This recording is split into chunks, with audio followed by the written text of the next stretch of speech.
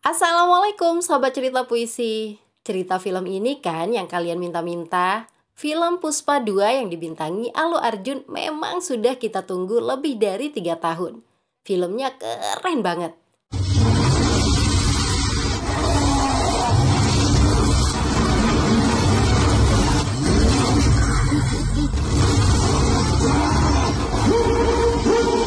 Saran Mimin, kalian harus tonton alur film Puspa 1 dulu. Hanya dengan cara itu, kalian akan nyambung dengan cerita film Puspa 2. Oke, Mimin ucapin selamat menonton dan menikmati.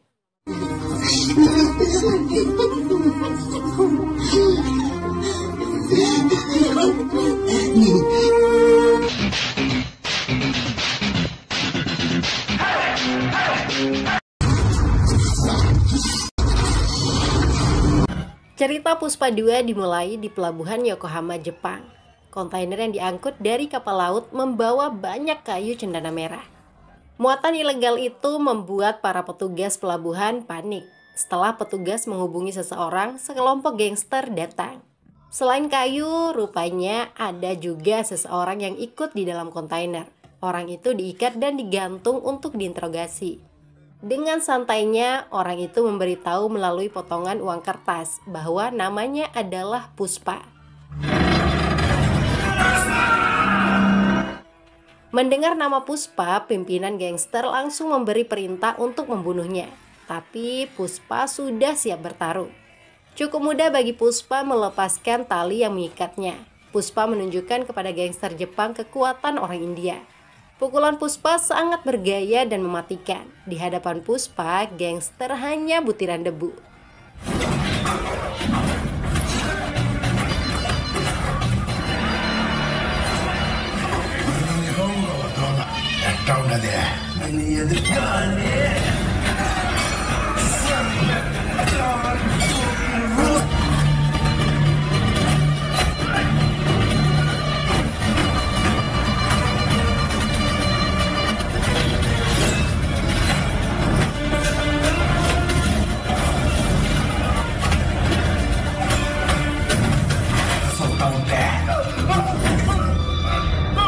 Pimpinan gangster menjadi target utama. Puspa menanyakan di mana uangnya. Rupanya para gangster itu bekerja untuk seseorang bernama Hiroshi. Mulai sekarang saya bos kalian. Puspa adalah bos semua orang, teriak Puspa.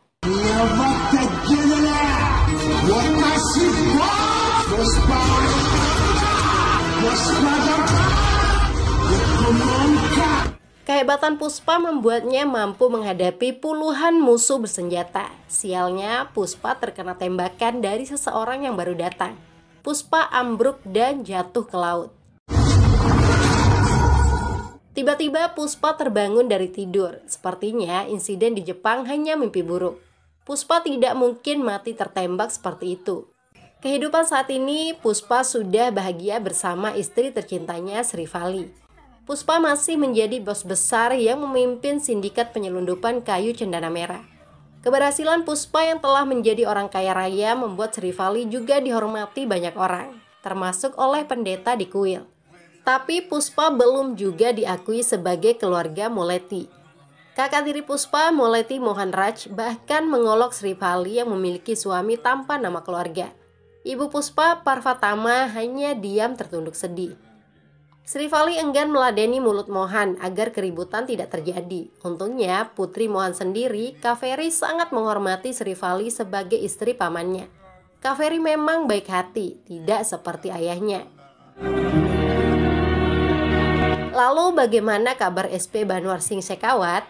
Polisi nyentrik itu merencanakan balas dendam setelah dipermalukan oleh Puspa. Shekhawat rela menyamar sebagai pekerja kayu cendana merah. Penampilan barunya yang pura-pura lugu tidak dikenali oleh para pekerja Puspa. Apalagi kepala botaknya ditutupi dengan rambut palsu. Shekhawat ikut masuk hutan mengumpulkan kayu cendana bersama ratusan pekerja lainnya. Orang-orang tidak takut lagi dengan bahaya. Mengingat polisi seperti Shekhawat saja sudah dipecundangi oleh Puspa. Setelah banyak kayu terkumpul, Shekhawat menunjukkan identitas aslinya. Kepala botak Shekhawat yang sudah menjadi ciri khas diperlihatkan.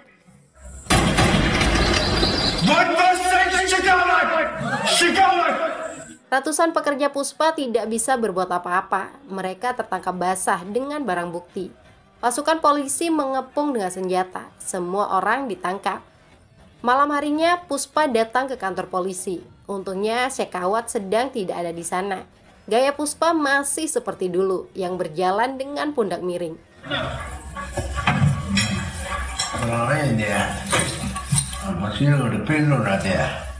Tercatat sebanyak 230 orang pekerja Puspa ditangkap. Puspa meminta agar pekerjanya yang bernama Srinu dilepas karena malam itu akan menikah. Srinu akan digantikan oleh anak buah Puspa yang lain. Selama ini para polisi bisa hidup mewah berkat uang yang diberikan Puspa. Itulah yang membuat Puspa dihormati dan disegani.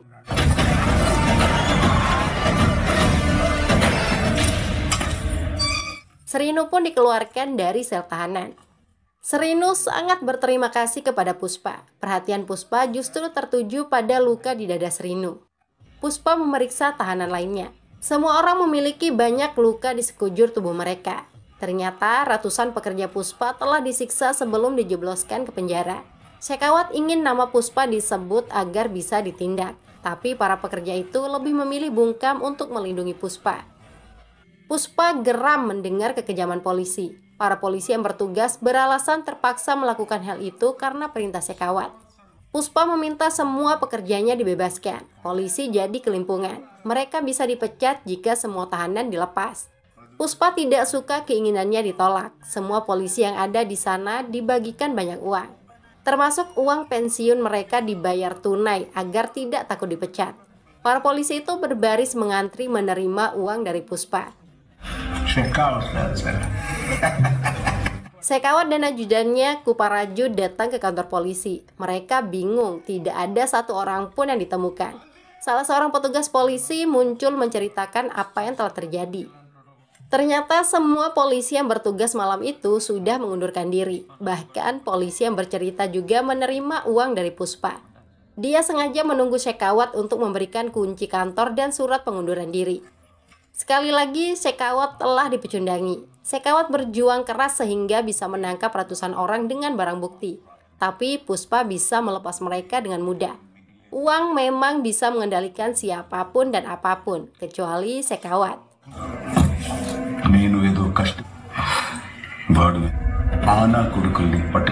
Puspa sendiri pergi mengantar Srinu ke lokasi pernikahannya. Puspa memang bos yang sangat bertanggung jawab dan baik hati. Itulah yang membuatnya dihormati masyarakat meski melakukan bisnis terlarang.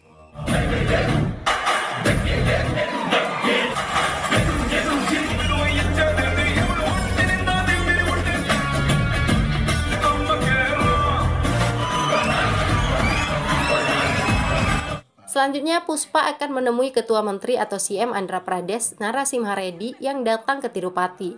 Srivali meminta Puspa untuk berfoto dengan CM saat bertemu. Foto itu akan dipajang di rumah mereka. Puspa mengiyakan permintaan istrinya. Hal kecil bagi Puspa untuk sekedar berfoto bersama. Mengingat selama ini Puspa banyak membantu pendanaan partai CM.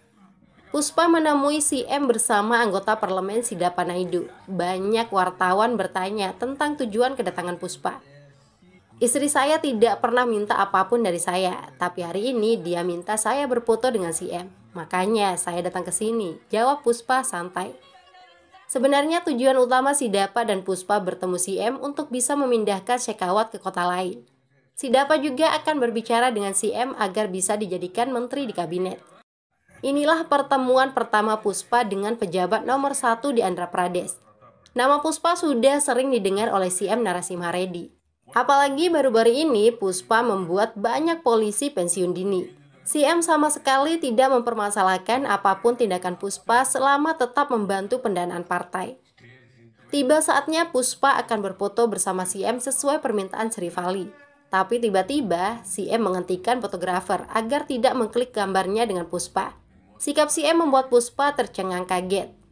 Menurut CM, berfoto bersama penyelundup seperti Puspa akan merusak reputasinya. Sebagai pria, CM mengingatkan Puspa untuk tidak menuruti begitu saja permintaan istrinya. Puspa semakin dibuat bengong. CM benar-benar tidak menghargainya. Puspa tidak pernah menyangka akan mendapat hinaan dan perlakuan buruk seperti itu. Puspa keluar ruangan tanpa bicara apapun. Si Dapa yang sangat mengenal Puspa jadi khawatir dengan sikap diam itu. Setelah pertemuan dengan si M selesai, si Dapa langsung mencari Puspa. Untungnya Puspa ditemukan sedang asyik minum kopi. Si Dapa memberitahu bahwa si M tidak mau memindahkan sekawat. Tidak lupa si Dapa meminta Puspa agar melupakan masalah foto bersama si M. Puspa bisa memahami itu. Jika suatu saat nanti si Dapa menjadi si M, mungkin juga akan melakukan hal yang sama. Si Dapa pasti tidak akan mau berfoto bersama Puspa. Si Dapa spontan saja nyeletuk membantah. Apabila dirinya menjadi si M, Puspa bisa sepuasnya mengambil foto. Kalau begitu, Anda saja yang menjadi si M, ucap Puspa. Kata-kata Puspa membuat si Dapa kaget, tapi Puspa tidak sedang main-main. Dia ingin membalas hinaan si M Narasimha Reddy. Untuk apa Anda mengincar jabatan menteri? Saya ada di sisi Anda. Saya bisa membuat Anda menjadi CM, tegas Puspa. Si Dapa mulai merespon serius. Untuk bisa menjadi CM butuh dana besar minimal 100 crore. Hebatnya, Puspa siap membiayai semuanya. Saya akan berikan 500 crore. Apa itu sudah cukup? Ujar Puspa. Si Dapa hanya bisa termangu seperti tidak percaya. Puspa memang sakit hati dengan kata-kata CM yang menyarankan untuk tidak mendengar permintaan istrinya. Bagi Puspa, permintaan seorang istri harus dipenuhi. Puspa akan menunjukkan kepada dunia apa yang bisa dia lakukan demi istri tercinta. Pada saat akan meninggalkan tempat CM, Puspa kembali dikerumuni wartawan. Puspa ditanya tentang fotonya bersama CM. Puspa mengaku tidak sempat berfoto karena si M sedang sibuk, tapi si M berjanji akan datang langsung ke rumah Puspa pada tanggal 24 Juli untuk makan siang sekaligus foto bersama. Misi untuk mengganti si M Andhra Pradesh dimulai. Si Dapa Naidu menemui pimpinan partainya di New Delhi, Pratap Reddy yang juga Menteri Pusat. Awalnya Pratap tidak setuju dengan rencana si Dapa yang ingin menjadi si M. Tapi Puspa datang membawa uang 5 crore untuk Subba Reddy yang merupakan adik Pratap Reddy. Puspa juga mengirimkan Pratap sofa baru yang di dalamnya ada uang sebesar 25 crore. Permintaan Puspa hanya satu, yaitu menjadikan si Dapa sebagai CM. Dengan uang, semua bisa diatur. Pratap pun merestui si Dapa mengambil jabatan Narasimha Reddy. Langkah selanjutnya mengumpulkan banyak uang untuk menyuap para MLA atau wakil rakyat. Puspa akan menjual kayu cendana merah secara langsung ke luar negeri. Target Puspa bukan lagi kelas nasional, tapi internasional.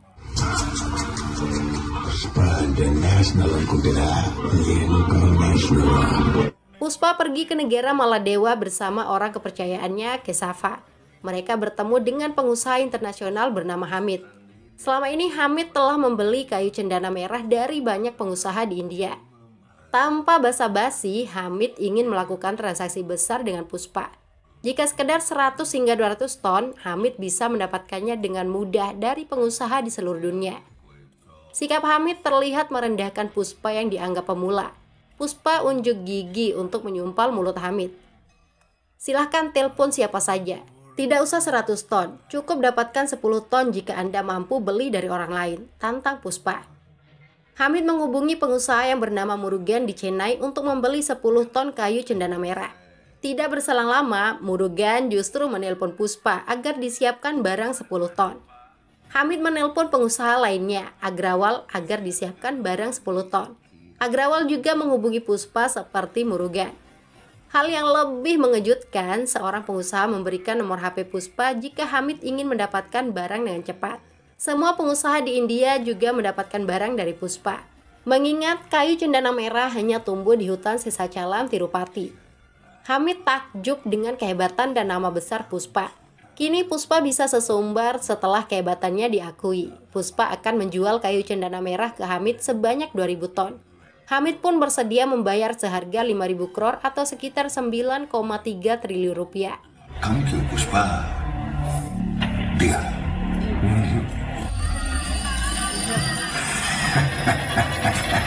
Setelah Setelah kesepakatan besar tercapai, Puspa kembali ke India. Semua jaringannya dalam sindikat dihubungi untuk bisa menyediakan 2.000 ton kayu cendana merah. Upah para pekerja dinaikkan hingga 5 kali lipat agar lebih bersemangat. Untuk memastikan semuanya berjalan lancar, pertemuan secara langsung diadakan dengan semua mitra bisnis Puspa. Sebagai pemimpin jaringan sindikat, Puspa memang sangat disegani. Sri Vali menghampiri Puspa untuk diminta mencicipi masakannya. Spontan saja, Puspa bicara jujur menyebut masakan Sri Vali terlalu asin. Orang-orang yang ada di sana menertawakan kepolosan Puspa. Sri Vali kesal masakannya dianggap asin. Dia sudah capek-capek masak, Puspa justru tidak bisa menghargai. Sri Vali ngambek dan marah-marah di dapur. Di hadapan orang lain, Puspa lebih marah karena istrinya berani marah-marah. Tapi saat di dapur, keperkasaan Puspa luntur. Puspa tidak berani melawan Sri Vali. Semua orang tertawa mendengar pria sehebat Puspa diomeli istri.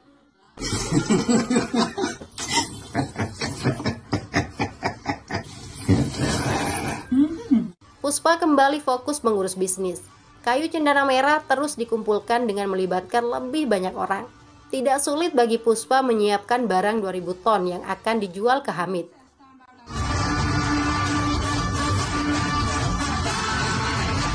Aktivitas Puspa membuat musuh-musuhnya berang. Daksayani yang merupakan istri Manggalam Serinu mengajak Sekawat untuk menghancurkan bisnis Puspa. Daksa masih dendam karena Puspa telah membunuh adiknya dan merampas pengaruh suaminya. Sekawat mulai bergerak. Sasaran pertamanya adalah Bicaredi. Kayu cendana merah yang dikumpulkan Bicaredi disita. Sekawat kemudian membakar semua kayu di truk. Aksi gila Sekawat berlanjut. Bicaredi didorong ke bawah jembatan hingga meregang nyawa. Kematian Bicaredi membuat para anggota sindikat ketakutan. Kesempatan itu dimanfaatkan oleh Manggalam Serinu dan istrinya untuk melakukan provokasi menyalahkan Puspa. Para anggota sindikat meminta solusi dari Sidapa. Mereka tidak akan bisa tenang selama Puspa dan Sekawat bermusuhan. Sidapa didesak untuk mendamaikan keduanya agar bisnis bisa berjalan lancar. Jika tidak, lebih baik pemimpin sindikat digantikan Manggalam Serinu. Sidapa pergi menemui Sekawat di kantornya. Sekawat diminta tidak lagi mengganggu bisnis Puspa. Sudah saatnya mereka berdamai. Sebagai kompensasi, Sekawat bisa mengambil uang 10 crore dari Puspa. Sekawat tersinggung dengan kata-kata Sidapa. Sekawat bukanlah petugas polisi yang gila uang. Harga dirinya jauh lebih berharga dari apapun. Sekawat tidak akan pernah bisa melupakan perbuatan Puspa yang membuatnya melepas baju dan celana. Apabila ingin, Puspa harus mengobati luka hati Sekawat. Caranya cukup mudah, yaitu ucapan permintaan maaf dari Puspa. Sekawat akan merasa kehormatannya kembali jika Puspa meminta maaf. Permintaan maaf harus dilakukan di hadapan banyak orang agar harga diri Puspa hancur. Sidapa setuju dengan syarat itu. Urusan Puspa menjadi tanggung jawab Sidapa. Malam harinya, sebuah pesta diatur untuk menjadi tempat pertemuan Sekawat dan Puspa. Semua anggota sindikat juga hadir. Sekawat datang dengan penuh semangat. Dia sudah tidak sabar mendengar kata permintaan maaf. Puspa sendiri masih di rumah. Puspa mabuk-mabukan karena diharuskan oleh Sidapa untuk meminta maaf kepada Sekawat. Tapi demi misi yang jauh lebih besar, Puspa bersedia melakukan itu. Puspa datang ke lokasi dalam kondisi mabuk berat. Sri Vali juga ikut karena khawatir dengan suaminya. Sekawat jadi grogi sendiri duduk bersama Puspa. Dia diam sok cuek. Puspa justru tertidur, padahal Sekawat sudah sabar menunggu. Puspa tersadar setelah dibangunkan Sidapa. Puspa pun mulai mengontrol diri dan mengatur nafas. Sekawat makin nervous. "Pak Sekawat, saya minta maaf," ucap Puspa. Jereng-jereng-jereng, Sidapa sangat puas bisa mendamaikan Puspa dan Sekawat. Orang yang paling sumringah tentu saja Sekawat. Bahkan secara diam-diam, Sekawat telah merekam ucapan permintaan maaf Puspa. Saat itu juga Puspa langsung pergi dengan menahan malu. Sepanjang jalan pulang, Puspa tidak bisa tenang. Puspa sangat benci dengan dirinya sendiri. Kehormatan dan harga diri Puspa seperti telah hilang. "Saya tidak bisa hidup seperti ini," ujar Puspa kepada Sri Vali dan Kesava. Puspa berubah pikiran. Dia menurunkan Sri Vali dan Kesava dari mobil, lalu kembali ke lokasi. Padahal Sekawat sedang menikmati suara rekaman Puspa yang mengucap kata maaf. Sekawat memaafkan Puspa dengan ikhlas. Pada saat Sekawat akan pulang, Puspa datang menabrak mobil Sekawat dari belakang. Sekawat dan mobilnya jatuh terperosok ke kolam renang. Puspa kemudian mengencingi Sekawat dengan mengencingi kolam. Si Dapa panik melihat semua yang terjadi. Perdamaian yang dia ciptakan hanya bertahan beberapa menit saja. Sekawat hanya bisa terbengong termangu seperti manusia paling bodoh. Sekawat terus memandangi Puspa dengan sejuta pertanyaan dalam dada. Sekawat seperti tidak percaya telah dikencingi oleh Puspa. Tindakan Puspa benar-benar di luar nurul. Sekawat kembali dibuat harus membuka baju. Jika dulu karena senjata api, kini karena bau air seni. Puspa merasa sangat puas. Dia merasa harga diri dan kehormatannya telah kembali. Puspa mengingatkan kepada semua orang untuk tidak lagi macam-macam dengannya. Apalagi ingin menggantikan posisi Puspa dengan Manggalam Serinu. Puspa juga mengolok-olok Sekawat sepuas hati. Sekawat yang hilang kendali ingin menembak Puspa, tapi orang-orang berusaha menghentikannya. Puspa tidak tinggal diam. Dia juga memiliki senjata api. Puspa sangat marah karena Sekawat telah membunuh Bicaredi. Untungnya Puspa bisa ditenangkan. Barang senilai ribuan crore jauh lebih penting daripada urusan Sekawat. Mendengar transaksi ribuan crore, Sekawat langsung mengancam akan menyita semua kayu cendana yang telah dikumpulkan Puspa. Cukup mudah bagi Sekawat untuk memiskinkan Puspa dan membuatnya menjadi pekerja upahan seperti dulu.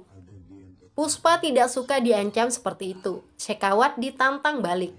Dengarkan, pada hari Minggu pukul 4 dini hari, saya akan mengirim 2000 ton barang melintasi perbatasan Chennai.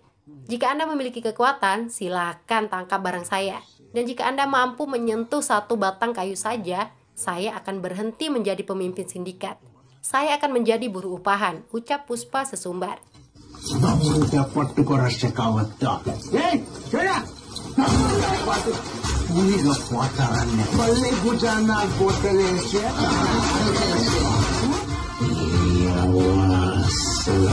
Pada waktu yang telah ditentukan, Sekawat mengerahkan seluruh kekuatan polisi untuk memblokir setiap akses jalan raya.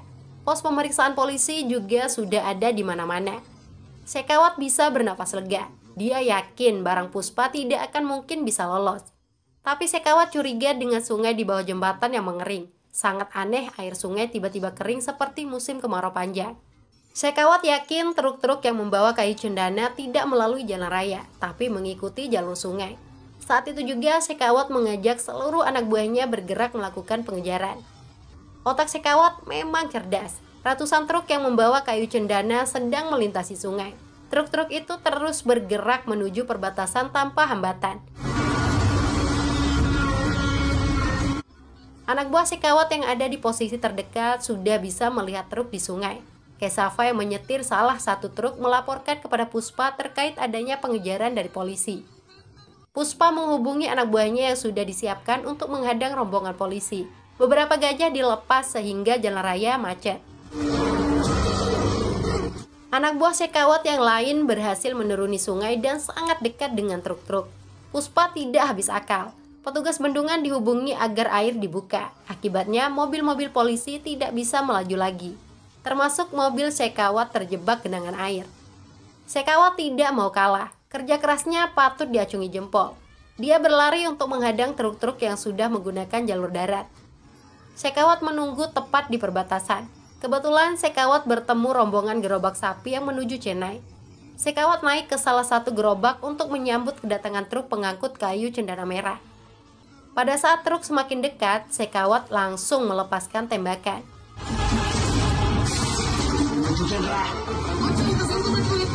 Puspa yang tetap terhubung di telepon dengan Kesava menginstruksikan agar semua sopir melarikan diri. Keselamatan mereka jauh lebih utama. Kerja keras Sekawat berbuah manis. Semua truk berhasil dia hentikan seorang diri. Kayu cendana merah jatuh berhamburan.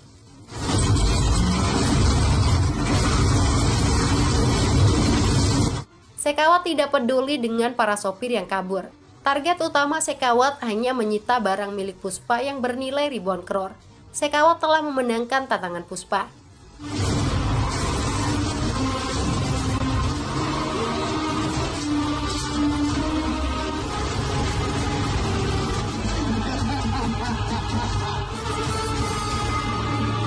Semua kayu cendana merah kemudian diamankan. Sekawat sudah tidak sabar akan menyaksikan kehancuran Puspa. Tidak lupa Sekawat memamerkan keberhasilannya kepada media untuk diberitakan. Manggalam Serinu dan istrinya Daksa juga ada di sana. Mereka akan mengatur pertemuan untuk menggantikan posisi Puspa sebagai pimpinan sindikat. Plot twist besar muncul. Manggalam Serinu curiga dengan kayu yang telah disita polisi. Sekawat segera dipanggil untuk memastikannya. Ternyata barang Puspa yang disita bukanlah kayu cendana merah, melainkan kayu sandra yang mirip dengan cendana merah. Bedanya kayu sandra berwarna merah di luar saja. Kayu ini sama sekali tidak berharga, ungkap Manggalam Serinu. Sekawat dibuat frustasi, apalagi informasi yang masuk barang milik Puspa telah sampai di Cenai. Sekawat benar-benar telah dibodohi. Patah saja Puspa menginstruksikan semua sopir melarikan diri. Sekawat bingung bagaimana barang Puspa bisa melintasi perbatasan. Tiba-tiba di luar banyak sapi yang baru pulang dari perjalanan jauh. Sekawat jadi teringat dengan rombongan gerobak sapi yang ditemui di perbatasan. Jangan-jangan itu rombongan yang sama. Sekawat memeriksa gerobak sapi yang tertinggal di lokasi. Rupanya gerobak itu dibuat dari kayu cendana merah asli. Sekawat baru sadar Puspa membawa barangnya ke Cenai tidak menggunakan truk, tapi diubah terlebih dahulu menjadi gerobak agar tidak dicurigai. Itu artinya semua drama truk dan sungai hanya untuk mengalihkan perhatian polisi.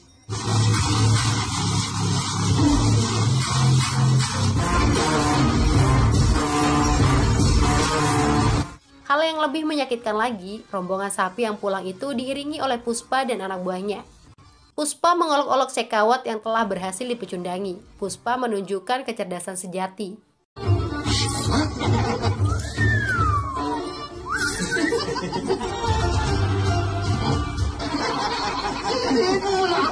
Sekawat berusaha tabah menghadapi kenyataan itu. Dia memasang senyum manis menerima olokan Puspa. Sekawat harus mengakui kehebatan Puspa. Bahkan satu gerobak yang ada di lokasi sengaja ditinggalkan oleh Puspa. Gerobak itu telah disisipi bom. Fire Gabra.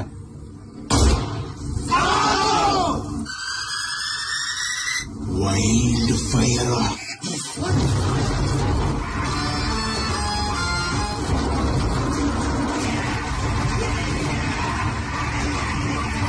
Puspa menang telak. Puspa bisa menghadiri acara festival keagamaan dengan damai. Dia dan keluarganya membawa persembahan ke kuil. Keponakan Puspa, Kaveri, datang menyapa Srivali meski dilarang ibunya. Puspa hanya diam tidak merespon. Padahal sebenarnya Puspa sangat menyayangi keponakannya itu. Puspa sadar diri dan tidak ingin Kaveri dimarahi orang tuanya. Pada saat di kuil, Srivali tiba-tiba jatuh ambruk seperti orang pingsan. Puspa jadi panik ketakutan. Rupanya itu karena Srivali sudah hamil. Srivali dan mertuanya sangat bahagia. Semua orang yang ada di sana juga bersukacita. Berbeda halnya dengan Puspa yang terlihat pucat pasi. Puspa tiba-tiba menghilang. Dia mendandani dirinya menjadi Dewi Kali. Puspa menari dan bernyanyi mengenakan sari seperti wanita. Gaya Puspa mirip orang kesurupan yang sedang meritualkan doa.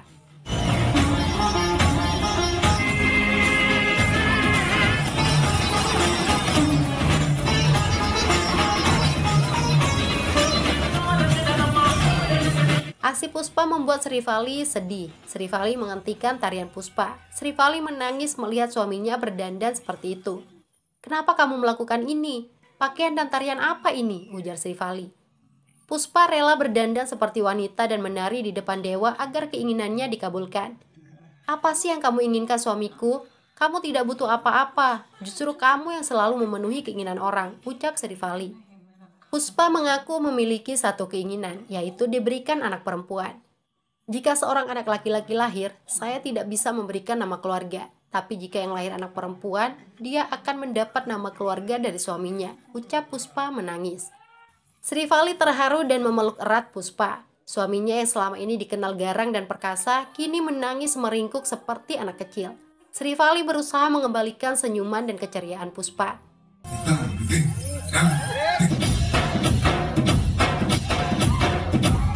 Beberapa pemuda dari luar kota yang ikut festival membuat gaduh. Mereka bertindak semaunya melecehkan gadis-gadis. Keponakan Puspa, Kaveri, yang melihat itu memberikan tamparan. Kaveri meminta mereka berhenti menjadi pengganggu. Para pemuda itu justru melecehkan Kaveri. Sehari Kaveri ditarik untuk dilepas. Untungnya Puspa datang melindungi kehormatan Kaveri. Tanpa bicara apapun, Puspa menghajar para pemuda kurang ajar itu. Puspa sangat marah keponakannya dilecehkan. Meski sedang berdandan seperti wanita, Puspa tetap bisa bertarung dengan hebat.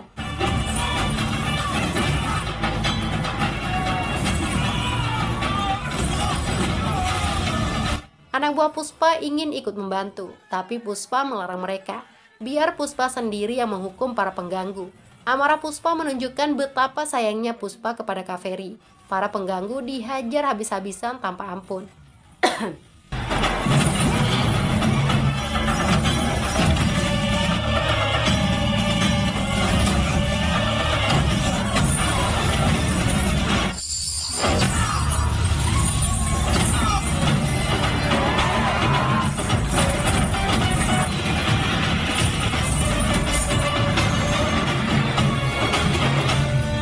Kakak tiri Puspa, Mohan yang baru datang mencemooh Puspa karena dianggap membuat keributan. Puspa hanya diam dan menghentikan pertarungan. Kaveri menyalahkan ayahnya yang salah paham. "Ayah, untung ada paman yang menyelamatkan saya. Orang-orang itu ingin melepas hari saya," ujar Kaveri. Mohan justru menampar Kaveri gara-gara menyebut Puspa sebagai pamannya. Kaveri diingatkan hanya memiliki satu paman, yaitu Dharmaraj, yang merupakan adik kandung Mohan. Bagi Mohan lebih baik Sari Kaveri dilecehkan daripada mendengar Kaveri memanggil Puspa sebagai paman. Srivali yang sejak tadi diam sudah tidak tahan lagi mendengar suaminya terus-terusan dihina. Srivali tidak mau melihat suaminya sedih. "Ketika suami saya marah, seluruh kota gemetar ketakutan. Tapi ketika suami saya meneteskan air mata, itu pasti karena Anda," ujar Srivali. Masih kuat dalam ingatan Srivali, Mohan membuat Puspa menangis saat acara lamaran pernikahan dulu. Dan kini, ketika semua orang berbahagia atas kehamilan Srivali, Puspa dibuat menangis lagi. "Itu karena Anda yang selalu bicara nama keluarga," ucap Srivali marah. Srivali meluapkan emosinya yang selama ini dipendam. Bagi Srivali, suaminya tidak butuh nama keluarga. Sebaliknya, seluruh penduduk hidup dengan nama Puspa. Srivali menanyakan beberapa nama orang yang ada di sana. Mereka menjawab ada yang menjadi teman Puspa, manajer Puspa, sopir Puspa, pekerja Puspa, dan lain-lain. Siapapun yang Anda tanya namanya, mereka tidak akan menyebut nama aslinya. Mereka akan selalu mengaitkan diri dengan Puspa. Itulah kehebatan suami saya. Tidak seperti Anda yang hidup dengan membutuhkan nama keluarga untuk dihormati. Ingat, Puspa bukan sekedar nama, tapi Puspa adalah sebuah merek, ujar Srivali emosi. Pushpa मंची आगे चक्कर करो फिर लेकर कमल इंट करो यानी कमल आगे इंट करो Pushpa Raut wajah Srivali yang sejak tadi garang seketika berubah lembut saat mengajak Puspa pulang. Srivali sangat bangga memiliki suami seperti Puspa. Mereka pun pergi meninggalkan Mohan yang berdiri mematung. Setelah Puspa pergi, Mohan menghukum orang-orang yang telah melecehkan putrinya. Para pemuda dari luar kota itu dicukur, dipermalukan, dan diusir pergi dengan naik keledai. Sementara itu, Shekhawat bersama Manggalam Serinu dan Daksa pergi menemui CM Narasimha Reddy. Shekhawat memberitahu tentang adanya rencana besar Puspa yang akan menjadikan Sidapa sebagai CM. Petinggi partai Pratap Reddy juga mendukung Sidapa karena telah menerima uang dari Puspa. Saat ini sebanyak 110 MLA atau wakil rakyat sedang didekati. Jika Puspa sudah mendapatkan uang dari kesepakatan bisnisnya, semua MLA pasti akan disogok untuk menjadikan Sidapa sebagai CM baru. Narasimha seperti tidak percaya dengan semua yang didengarnya. Narasimha hanya bertemu Puspa satu kali saat pria itu meminta foto bersama. Narasimha tidak menyangka hanya gara-gara menolak berfoto, dirinya akan dilengserkan oleh Puspa. Narasimha harus menggagalkan kesepakatan bisnis Puspa. Informasi yang didapatkan Shekhawat, barang milik Puspa sudah ada di Rameswaram, Tamil Nadu. Barang itu harus diamankan sebelum dibawa ke Sri Lanka. Setelah Narasimha berkoordinasi dengan CM Tamil Nadu, Shekhawat bisa datang ke pelabuhan Rameswaram bersama polisi setempat. Tapi anehnya, kayu cendana merah yang dicari tidak ditemukan.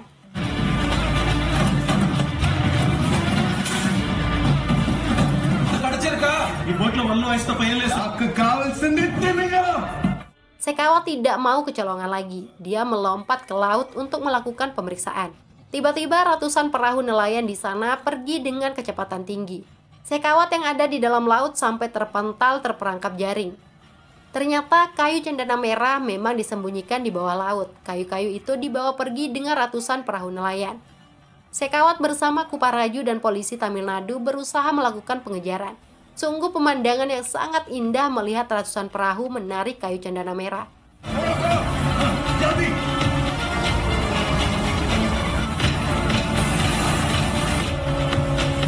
Perahu-perahu itu sudah melintasi perbatasan tanpa hambatan. Perahu nelayan memang bebas melintasi perbatasan Sri Lanka. Sekawat tidak peduli dan memaksa tetap mengejar, tapi pasukan Angkatan Laut Sri Lanka yang berjaga melepaskan tembakan. Sekawat dilarang melintasi perbatasan jika tidak ingin ditembak. Sekali lagi, Sekawat gagal menangkap barang Puspa. Tidak mungkin dia melawan Angkatan Laut. Melalui teropong, Sekawat melihat perahu-perahu nelayan itu sudah sampai ke daratan. Sekawat lebih jengkel lagi melihat Puspa sudah ada di sana menyambut barangnya. Puspa yang menyadari dilihat dari teropong mengolok-olok Sekawat dengan bahasa isyarat.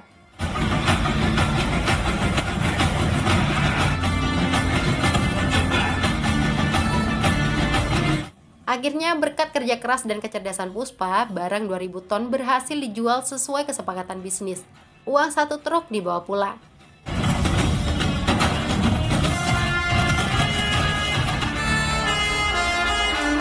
Selanjutnya, sebagian dari uang itu digunakan untuk mengganti CM Andhra Pradesh. Sofa yang berisi uang dikirim ke 110 MLA. Sidapa Naidu pun berhasil dijadikan CM baru menggantikan Narasimha Reddy. Sidapa dilantik tepat pada tanggal 24 Juli. Setelah itu, Sidapa pergi ke kediaman Puspa menggunakan helikopter untuk makan siang. Media bingung dengan tindakan CM yang menjadikan Puspa sebagai tujuan kunjungan perdana. Salah seorang jurnalis, Uma Devi, jadi teringat dengan pernyataan Puspa yang akan makan siang dengan CM pada tanggal 24 Juli. Uma baru menyadari maksud ucapan Puspa adalah CM Sidapa. Kedatangan Sidapa disambut oleh Puspa. Hadiah pertama yang diberikan Sidapa yaitu mentransfer SP Sekawat ke tempat jauh. Tapi Puspa merobek surat keputusan itu. Bagi Puspa, Sekawat sudah tidak penting lagi. Sri Vali ikut menyambut Sidapa. Tentu saja Sidapa sangat menghormati Sri Vali. Berkat Sri Vali, Sidapa bisa menjadi CM. Sri Vali jadi bingung sendiri dengan ucapan Sidapa. Tapi setelah mengetahui alasannya, Sri Vali jadi malu dan bangga. Saya hanya minta kamu berfoto dengan CM, tapi kok sampai mengganti CM? Saya jadi takut minta apa-apa lagi, ujar Sri Vali. Setelah makan siang, Sidapa sendiri yang meminta untuk berfoto bersama. Sidapa khawatir jika tidak berfoto, dirinya akan dilengsarkan dari jabatan CM. Ada satu lagi kejutan untuk Sri Vali. Puspa mengganti CM pada tanggal 24 Juli bukan tanpa alasan. Hari ini adalah hari ulang tahun Sri Vali. Saya memberinya hadiah berfoto bersama CM. Ucap Puspa membuat Sri Vali tersipu malu. Kini Puspa maupun Sri Vali bisa sepuasnya berfoto dengan CM. Mantan CM Narasimha Reddy sangat menyesal karena pernah menolak berfoto dengan Puspa. Kesalahan kecil itu membuat hidupnya hancur. Selain Narasimha, Sekawat dan Kuparaju juga menderita karena Puspa. Mereka terancam diskors atau diberhentikan dari kepolisian jika kayu cendana merah yang telah disita ketahuan palsu. Untuk menghilangkan barang bukti itu, Sekawat membakar semua kayu. Sekawat memaksa Kuparaju agar ikut terbakar di dalam gudang. Tentu saja Kuparaju memberontak. Kuparaju kabur menyelamatkan diri. Sekawat dibiarkan terbakar seorang diri. Mimin tidak tahu apakah Sekawat tewas atau masih hidup.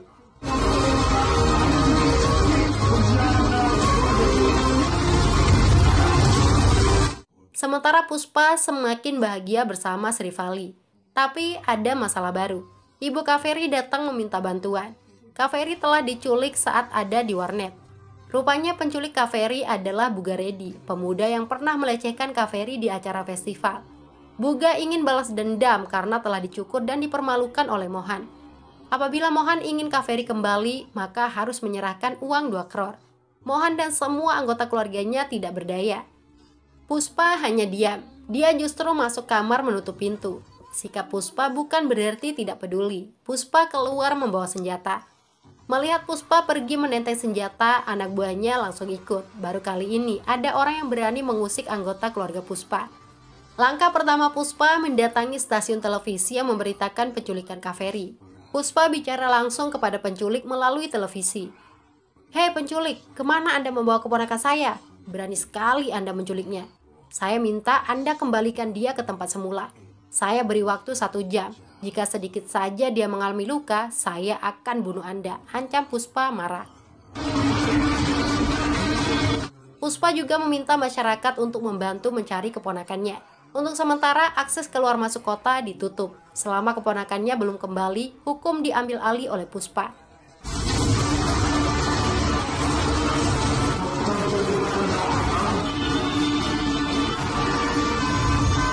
CM baru Andhra Pradesh Sidapa tiba-tiba kedatangan petinggi partai Pratap Reddy yang juga Menteri Pusat.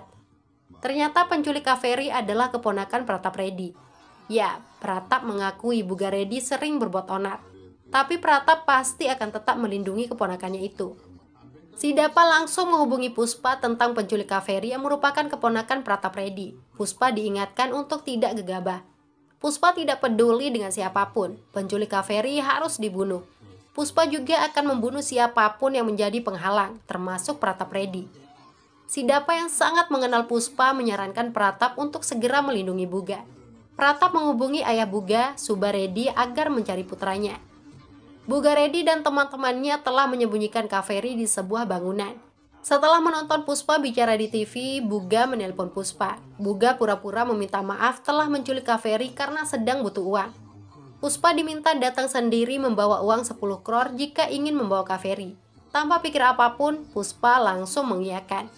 Puspa akan pergi membawa uang menggunakan helikopter. Sri Vali berpesan agar Puspa tidak mengampuni siapapun yang telah menculik Kaveri. Setelah sampai di tempat tujuan, Puspa menjatuhkan semua uang dari atas helikopter. Puspa kemudian langsung membombardir tempat itu. Dalam waktu sekejap, Puspa bisa saja menembak mati Buga. Tapi Puspa tidak melakukannya karena khawatir dengan keselamatan Kaveri. Rupanya Kaveri disekap di sebuah ruangan dengan ditodongkan senjata. Puspa jadi tidak berdaya. Buga tidak hanya dendam kepada ayah Kaveri, tapi juga kepada Puspa karena telah dipukul saat festival. Kali ini giliran Puspa yang dipukul tanpa perlawanan. Untuk memuaskan balas dendam, Puspa didandani seperti pada malam festival. Penampilan Puspa yang mirip wanita jadi terlihat sangat mengerikan.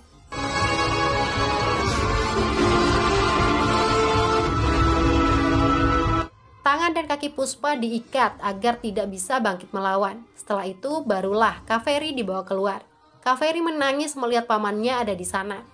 Puspa sangat terluka melihat Kaveri disiksa di hadapannya. Apalagi sari Kaveri dilepas. Kaveri juga mulai dilecehkan. Puspa benar-benar tidak sanggup melihat keponakannya diperlakukan dengan sangat buruk. Sekujur tubuh Puspa gemetaran menahan amarah. Ketika baju Kaveri akan dibuka, Puspa mengamuk menggigit pelakunya.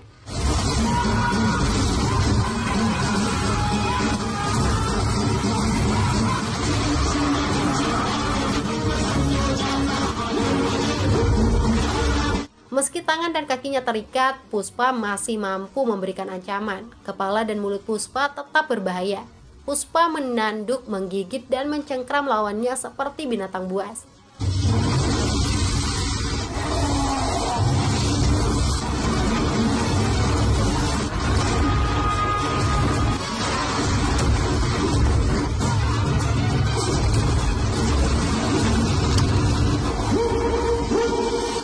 Sungguh luar biasa. Apalagi setelah Puspa berhasil memotong ikatan kakinya, keganasan Puspa bertambah berlipat-lipat. Puncaknya ketika ikatan tangan Puspa terpotong senjata lawan, Puspa berubah menjadi malaikat pencabut nyawa. Puluhan orang yang masih hidup berusaha kabur menyelamatkan diri. Puspa mengejar mereka seperti seekor singa menerkam mangsa-mangsanya. Kaveri saja yang melihat aksi Puspa merasa ngeri. Puspa membunuh tanpa ampun.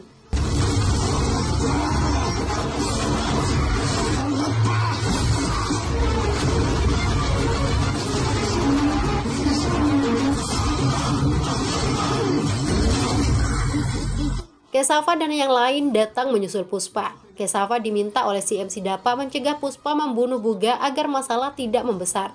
Tapi Puspa tidak mengenal kompromi. Puspa mengamuk untuk membunuh Buga. Hampir saja kapak Puspa mengenai leher Kaveri. Insiden itu membuat Puspa melepas Buga. Si Dapa bisa tenang mendengar kabar Puspa tidak membunuh Buga. Hal yang mengejutkan, Puspa kembali menggunakan tombak untuk mengakhiri hidup Buga.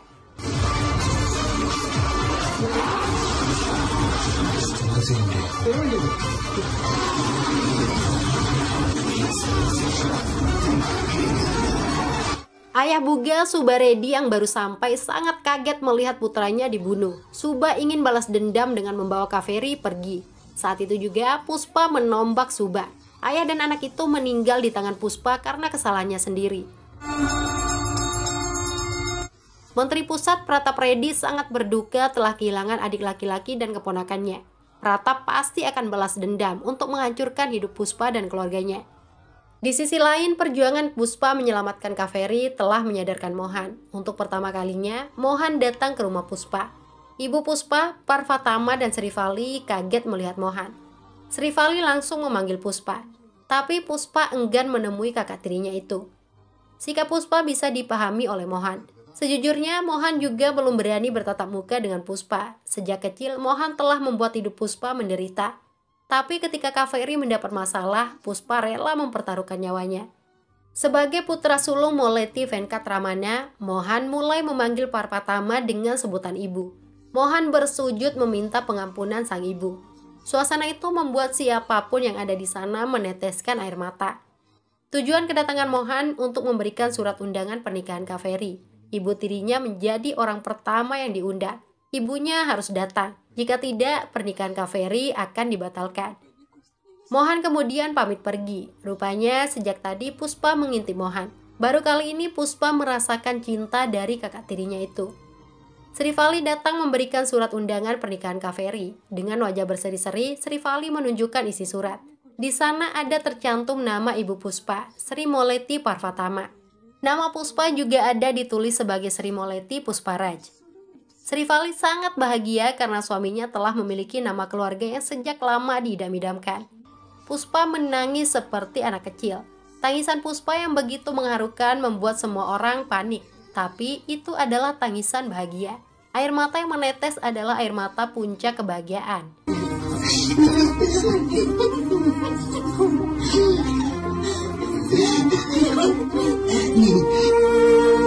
Pada hari pernikahan Kaveri, Puspa dan keluarga datang. Mohan langsung berlari memeluk Puspa. Dua saudara tiri itu tidak mengeluarkan satu patah kata pun. Mereka hanya saling menatap dengan rindu yang menderu. Adik laki-laki Mohan, Dharma, ikut berpelukan. Rasanya inilah momen paling membahagiakan sepanjang hidup Puspa.